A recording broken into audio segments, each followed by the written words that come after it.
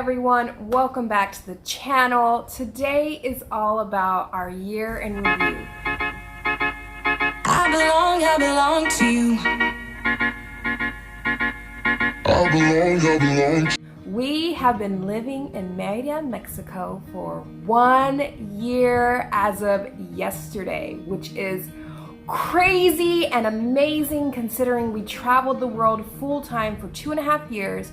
We were searching for community. We were searching for a place that just called us and felt like home. And we went to, Ireland and Italy and other parts of Mexico and Puerto Rico and across the United States and Albania and Kosovo and Guatemala recently, just searching for something that would make us feel like we finally belonged, because we haven't felt that in a long time. We knew that there were things back in the US that just didn't align with our values and the things we were searching for, like a slower pace of life, more of a community feeling, more affordable living, less work, more play, more sunshine, beaches, everything.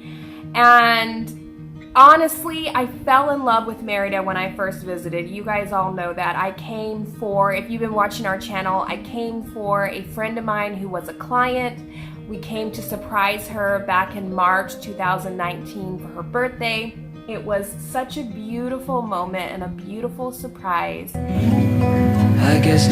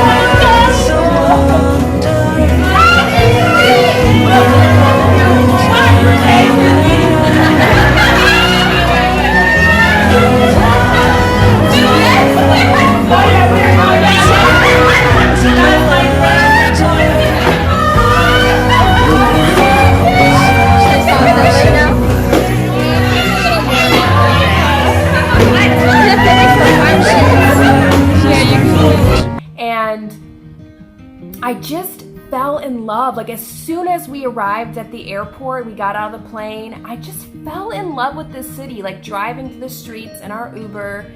And it was so unexpected because I really didn't want to come. I thought that Merida would be very similar to Playa del Carmen, which is an awesome place, but there was always a little bit of a vibe was off in Playa, and I don't know what it was. It just didn't feel quite right, and I just assumed that Merida would be the same for whatever reason.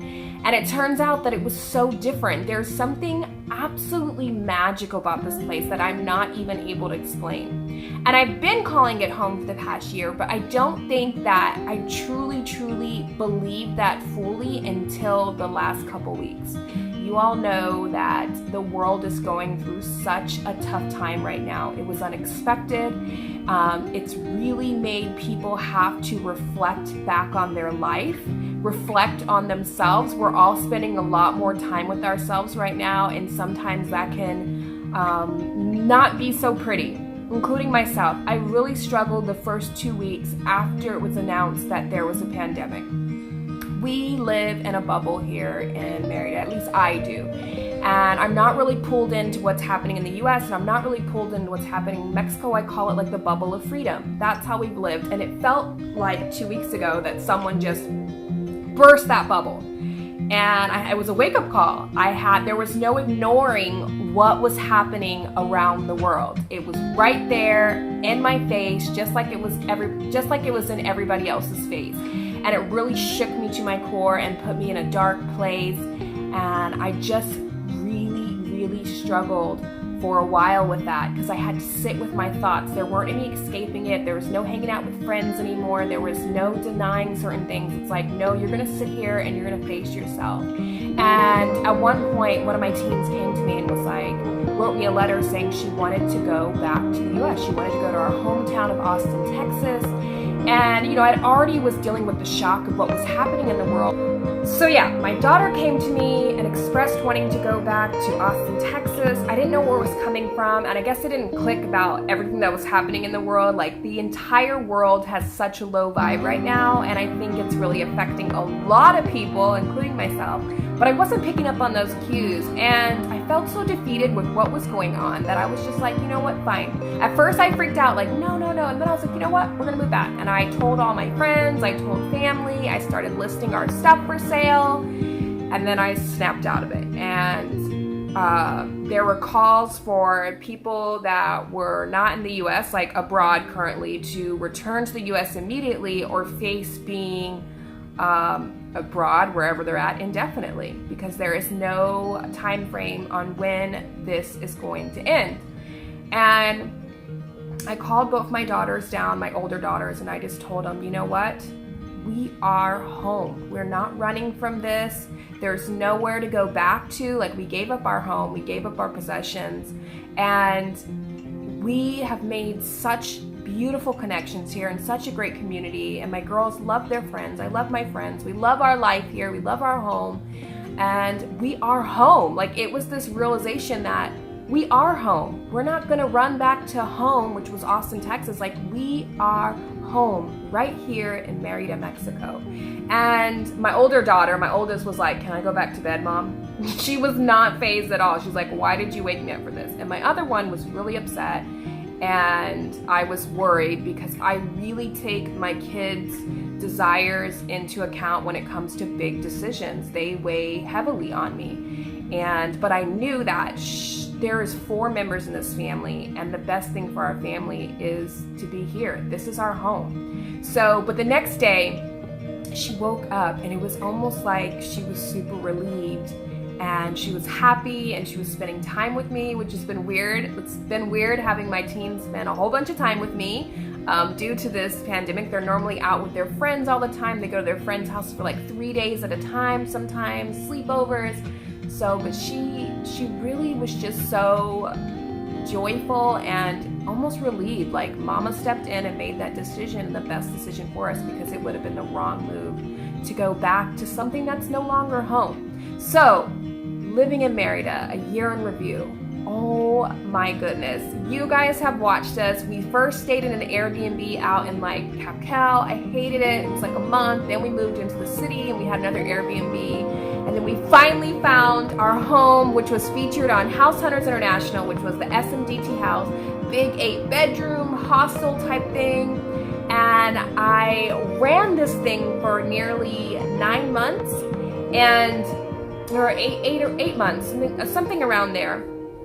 And it had so many challenges. It had so many beautiful moments, and we had to really keep it under wrap, which was crazy because it was going to be on House Hunters International, which it's aired now.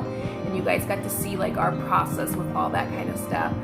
But it was such a, unique, crazy, wild experience. It definitely showed me that I enjoy working online. I do not enjoy having a physical business, and I enjoy my own space, and I do not enjoy sharing a space. But I also don't regret for 1 second that experience. I met the most amazing people who are still to this day like lifelong friends. They changed me for the better. I'm gonna get emotional. But it was such an amazing experience. And it also at the same time was super tough on our family. We had to learn and adjust to so much change and just everything. It was an experience, a transformational experience that's been a part of this journey. So you guys know I made the difficult decision to close down the SMDT house back in early January. It was after I got extremely sick. I was really ill for weeks back in January, fever, coughs. The doctor said, I just never seen this virus before in Mexico. We don't know how to treat it. Your body's just gonna have to fight it off. And I literally like quarantined us in our room and the upstairs part of the house, because I didn't want any other families to get this. My whole family did get it, but we managed to not spread it to the other moms in the house at least. But it was actually the moment I decided to shut down the house was at a yoga, my first time at yoga with a friend. Like at the end of the yoga thing, we did a meditation. And when I came out of this meditation, I just turned to my friend and said, I have to close down the SMDT house. Like, this is the best decision for my family. No matter what anybody is going to say or has to say, the criticism, I'm going to have to follow my heart like I've done the last 3 years of my life. I'm not ashamed to say, like, you know what? I'm shifting, I'm pivoting, I'm changing. This is not working for my family. This is not working for me, and I need something different. So I did. I closed it down. We found our new home, and it's been nice. It's been a relief being alone and having time alone, and just, I can't even explain it. I cannot explain it. And, you know, living in Merida, we've just made so many amazing friends. Every day before all this craziness started happening, we've had an event to go to or people to hang out with, and it's been so special. And I've talked to multiple people around here because it just seems like the best of the best comes to Merida. The most creative, dynamic, joyful, awesome human beings are here. And I can't imagine life without these people in it. I really, really can't. They are family. I mean, we're like 60, 70 deep here. I hosted Thanksgiving dinner, which really Friendsgiving. And there were like 50 something people over there, single, married couples, single moms, you know, young guys. It just didn't matter. Like, everything was amazing and crazy all in the house. And then I hosted like a Christmas lunch type thing too. Bunch of people showed out, and it was just like, it's been a beautiful experience. We haven't done a lot of traveling. We did go to Guatemala for a few weeks. We went to Tulum right before everything went down for a couple days, which was fun. I'm so glad we got to get in those travels before all this happened. And we plan on just, you know, we're kind of in a state of, we don't know what's going to happen, just like everybody else. But once this goes away, I think we're going to enter into like a whole new world. But I do want to up our travels a little bit more this upcoming year. Maybe Peru, maybe Colombia, you know, I don't know. And I want to really be more intentional, I guess, with my friendships and with my work. During this year, I also launched the Inner Circle Members Club. You can check out more about that in the description. There will be a link. It's been amazing. It's been amazing to create a business that brings you so much joy. And people don't think that they can do that you can actually work and enjoy your work and make money and it be location independent. But it is more than possible, because I know so many people that are living that lifestyle, including myself. So it has been one amazing year living in Mexico. Here's some of my favorite things about Merida. Food delivery, Rappi. So there's something called Rappi here. They'll deliver your restaurant food, your groceries, your ATM cash, your pet food and medicine, your regular medicines. Like, they'll do favors, and it's super cheap. We have Uber here and all the rideshare apps, which is different. Other parts of Mexico, you actually don't have that a lot of times. We have the beach is only 40 something minutes away. You can take a cheap bus out there and spend the day or spend the weekend at the beach. It's sunshine like all year round. It's blazing hot in the summer, yes, but I love the sunshine. Like I said before, the people here, locals and expats, are absolutely amazing. What I most love about Merida is there's so much love here, and there's so much culture and modern amenities. It's like the perfect mix of, you're not going to get touristy. Instead, you get tons of culture, but you also get your modern amenities like movie theaters and malls and food delivery and Ubers and jumpy places and bowling alleys and all this stuff. But it's very, very, very much still beautiful Mexico. It hasn't been destroyed and transformed by tourism, and I love, love, love that about Merida. So that has been our year in a review. I hope you guys enjoyed this video and enjoyed looking back at our year with me. If you like this video, hit the thumbs up, make sure to subscribe and share. Until next time.